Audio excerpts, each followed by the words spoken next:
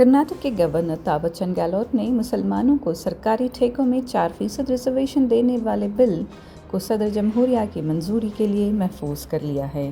ये बिल मार्च 2024 के budget session में मंजूर किया गया था, जिसके तहत 1 करोड़ रुपए तक के तामीराती कामों में मुसलमानों को 4% कोटा दिया जाना है। गवर्नर ने आईनी नुकात का हवाला देते हुए कहा कि मजहब की बुनियाद पर रिजर्वेशन आइन के आर्टिकल 14, 15 और 16 की खिलाफ वर्जी है। उन्होंने मज़ीद कहा कि सुप्रीम कोर्ट के मुताबिक रिजर्वेशन सिर्फ समाजी और तालीमी पसमानदगी की बुनियाद पर हो सकता है, न कि मजहबी शनाख्त पर। गवर्नर ने कोलकाता हाई कोर्ट के फैसले का भी जिक्र किया, जिसमें 77 मुस्लिम बरादरियों को ओबीसी करार दिए जाने को गैर आईनी करार दिया गया था। साथ ही उन्होंने 2003 के मशहूर मुकदमे सौरभ चौधरी बनाम यूनियन ऑफ इंडिया का हवाला दिया, जिसमें मजहब की बुनियाद पर रिजर्वेशन को मुस्तरद कर दिया गया था।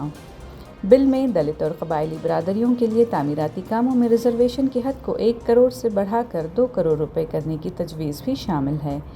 साथ ही कैटेगरी 1 SC/ST, कैटेगरी 2A और कैटेगरी 2B को 1 करोड़ तक की खरीदारी में भी रिजर्वेशन दिया जाएगा।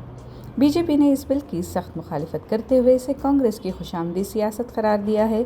वज़ीर आज़म नरेंद्र मोदी ने भी हालिया रैली में मज़हब की बुनियाद पर टेंडर्स में रिजर्वेशन को आइन के खिलाफ करार दिया था। अभी ये मामला सदर जमहूरिया के पास मंजूरी के लिए भेजा जाएगा।